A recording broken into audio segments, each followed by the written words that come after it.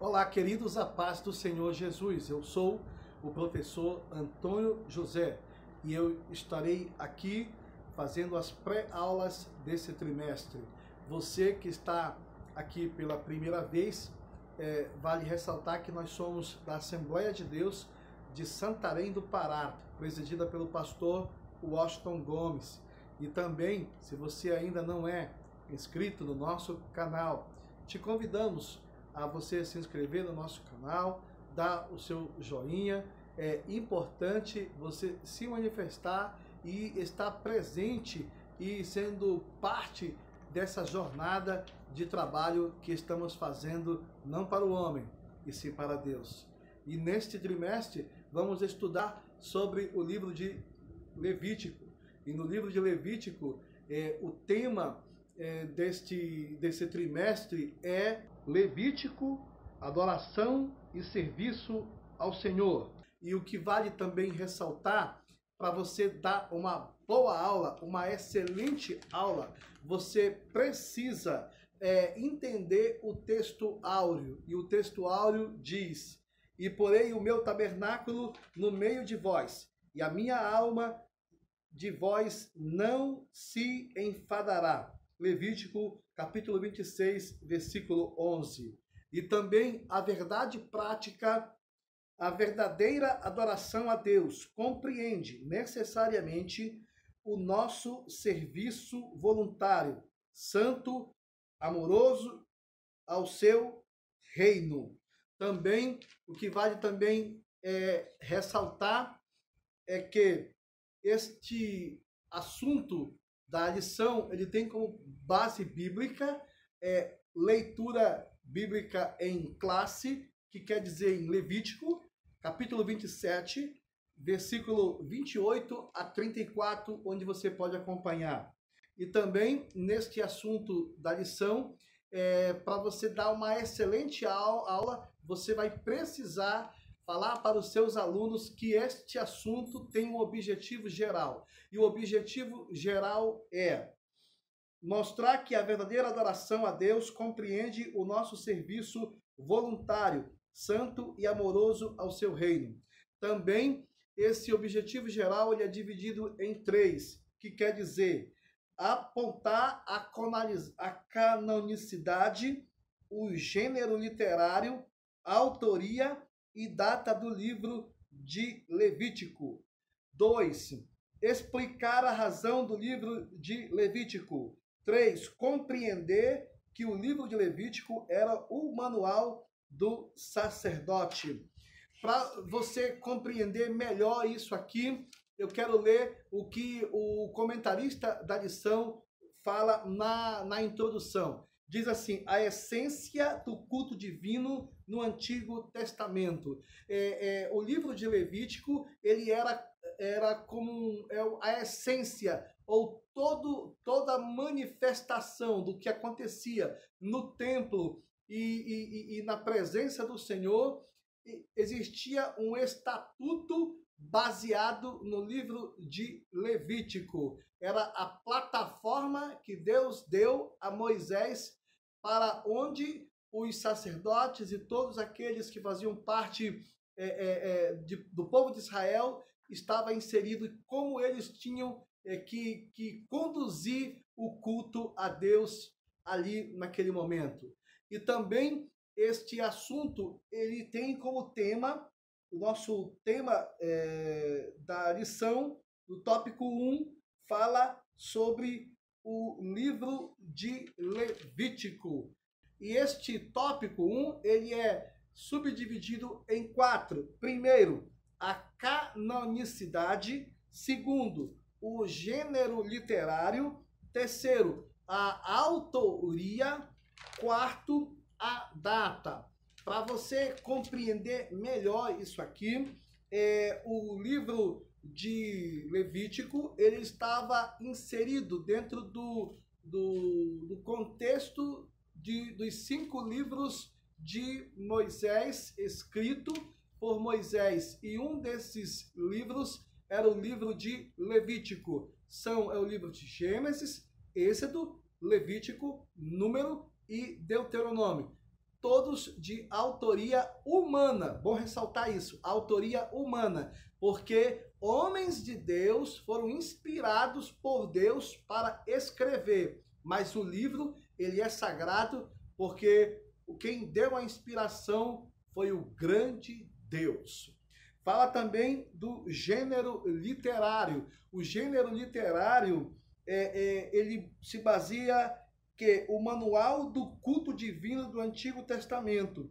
Ele pode ser visto também como um estatuto da purificação nacional e social e pessoal do povo hebreu.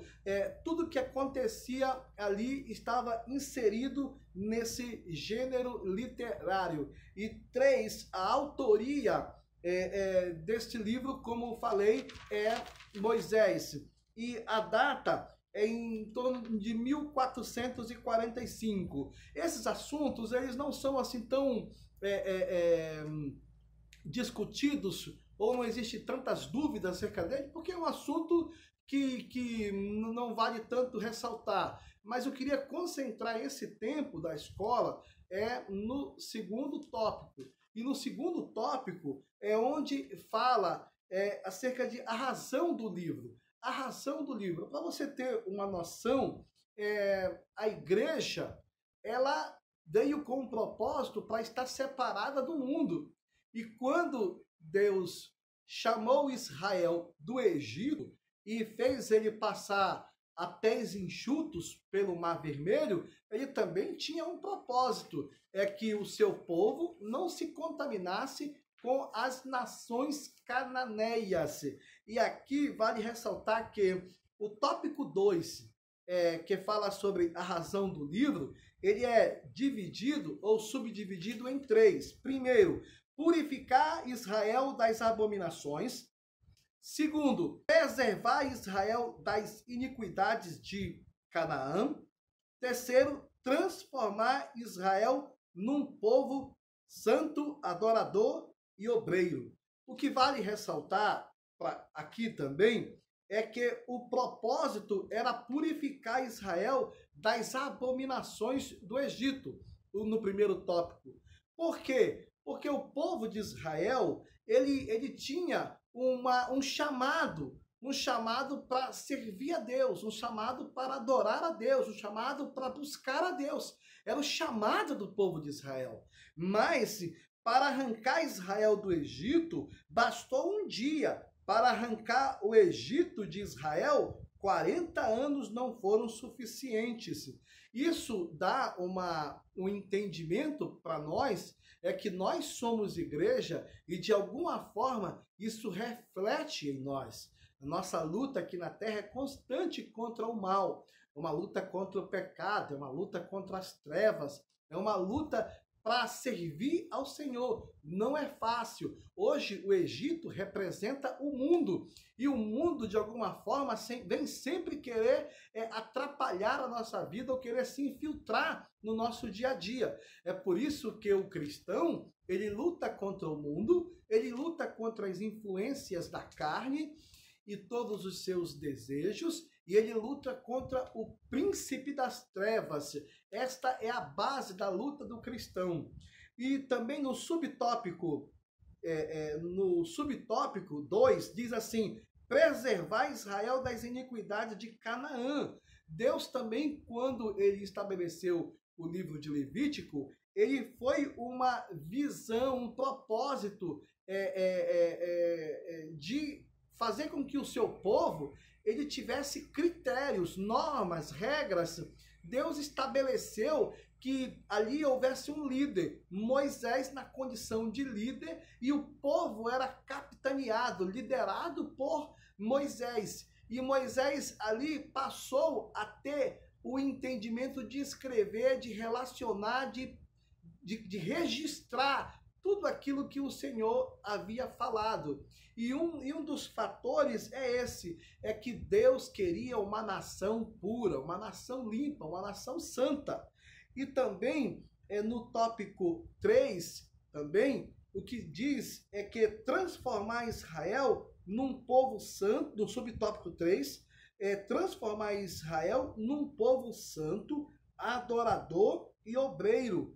A Moisés cabia também educar os filhos de Israel a fim de transformá-los num povo santo, adorador e obreiro. E o que vale ressaltar é que num povo santo, observe, santidade, santo, adorador e obreiro, povo que faz a obra, povo que tenha, na verdade, disposição para fazer o que agrada a Deus. E quando se refere à santificação, santificação é a separação do cristão da vida mundana. Santificação quer dizer viver uma vida pura, uma vida separada, uma vida completamente na contramão dos ditames deste mundo e desta vida. Também, o que preciso também relatar aqui é que todos nós temos a consciência que enquanto estivermos vivos, nós temos um compromisso aqui na terra. Adorar a Deus, buscar a Deus, servir a Deus. Estar nesse compromisso é que faz... Esse é o grande segredo, na verdade, da felicidade. O homem, quando ele não tem Deus, ele não é feliz. O homem, quando não tem uma comunhão com Deus, alguma coisa está faltando na vida dele. É por isso que há um vazio no coração da pessoa que não tem um compromisso com Deus. E esse vazio é do tamanho da presença de Jesus. Imagine o tamanho e a extensão, a vida de Jesus, como é grande, né?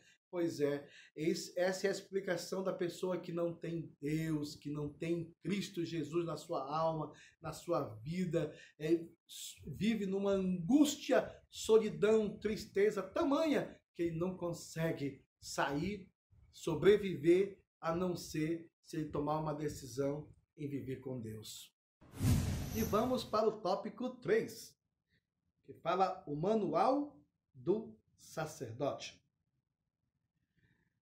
O livro de Levítico foi entregue, muito particularmente, aos filhos de Levi, objetivando orientá-los quanto às atividades cultuais santificadoras. Para você compreender melhor esse tópico 3, ele é subdividido em 3 tópicos. Primeiro, as atividades cultuais. Segundo, as atividades santificadoras. Terceiro, as atividades intercessoras. Nas atividades cultuais, o que Deus queria dizer para o seu povo, o povo de Israel, por intermédio do livro de Levítico, é que ele tem a forma dele trabalhar. Ele tem o jeito dele trabalhar. Às vezes a gente não consegue entender o jeito de Deus trabalhar, mas é o jeito dele trabalhar, a forma de Deus trabalhar. A gente não consegue compreender isso, mas Deus ele não deve satisfação ao homem. Operando ele, quem impedirá? É a forma de Deus trabalhar. Mas quando se refere, por exemplo, no culto, no Novo Testamento, na igreja, as pessoas elas não conseguem entender a forma de Deus trabalhar no culto. E muitos até querem colocar como que Deus, por exemplo, dentro de uma caixa de sapato e dizer, fica aqui. Eu sei que Deus ele trabalha baseado em ordem, baseado no bom senso. Deus ele trabalha baseado nas razões e nos motivos dele. Mas o que vale ressaltar é que o líder, o sacerdote, os líderes, eles tinham a consciência de como o jeito de Deus trabalhar, como Deus trabalhava. E muitas das vezes se percebe que muitos líderes, eles perderam esse entendimento porque esqueceram de buscar os dons espirituais. Entre os dons espirituais está o dom do discernimento de espíritos, de ter, na verdade, o entendimento de como Deus, se Deus está ali ou não. Isso é importante relatar aqui.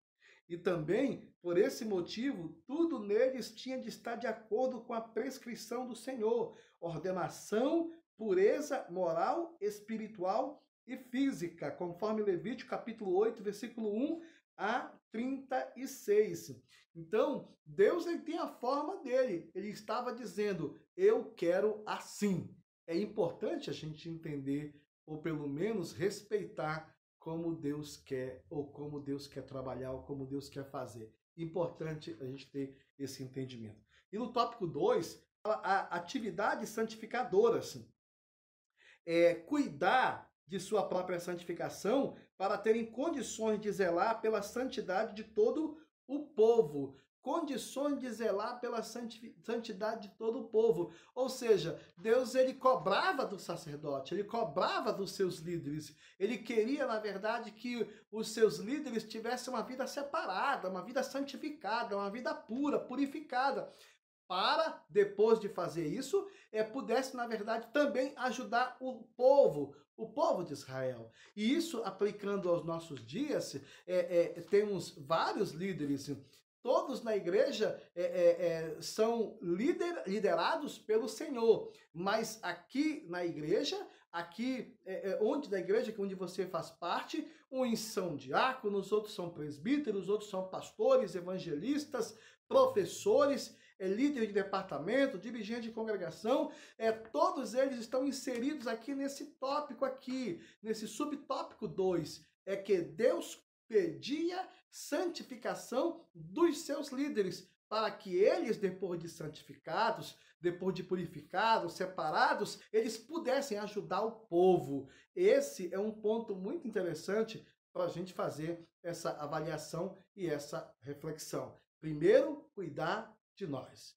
Primeiro é nós. Eu preciso estar bem com Deus, bem com o Criador. Se eu não estou bem com o Criador, eu dificilmente vou estar bem com o meu próximo. Dificilmente eu vou estar bem com a minha família. Eu tenho que estar bem com Deus. Esse é um princípio. E o terceiro fala sobre atividades intercessoras. A principal atividade do sacerdote era, sem dúvida, fazer a intermediação entre o pecador arrependido e o Deus Santo. E o que vale ressaltar é que nós temos um grande sumo sacerdote, Jesus Cristo. Foi para a cruz do Calvário. A palavra de Deus nos fala que ele foi o nosso sacerdote por excelência. Ele é o sumo sacerdote e ele é o que intercede por nós. Queridos, o que vale ressaltar é que a Bíblia diz que entre Deus e o homem só foi dada a ênfase do intermédio ou da intermediação para um homem só, Jesus Cristo. A Bíblia fala que a nenhum outro nome foi dado ser um intercessor, ser um sacerdote, estar intermediando, viver uma vida de intermediação pelos homens aqui na terra, só tem um, Jesus Cristo.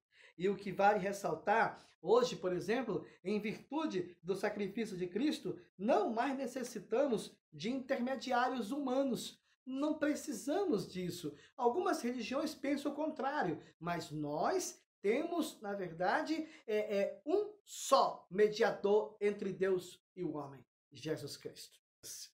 Para fazer uma avaliação da conclusão desta lição, eu quero relatar para você que Deus é um Deus de relacionamento. Deus é um Deus que procura sempre viver perto do homem. Isso começou lá no Éden. Isso foi entre os sacerdotes, os reis e os profetas. Isso é entre nós aqui na igreja. Sempre Deus quis estar perto do homem. O homem pode até se afastar dele, mas Deus sempre quer estar perto do homem. E só existe uma barreira que separa o homem de Deus. Na verdade, é o pecado. E a Bíblia diz que Jesus Cristo morreu na cruz do Calvário para nos dar a libertação, o perdão, a transformação de tudo aquilo que desagrada a Ele. Então, se você, por exemplo, ainda não é inscrito no nosso canal, faça parte. Eu peço que você faça parte dessa jornada, faça parte desse número de pessoas que estão aqui conosco. Um grande abraço, Deus te abençoe, isso é muito importante.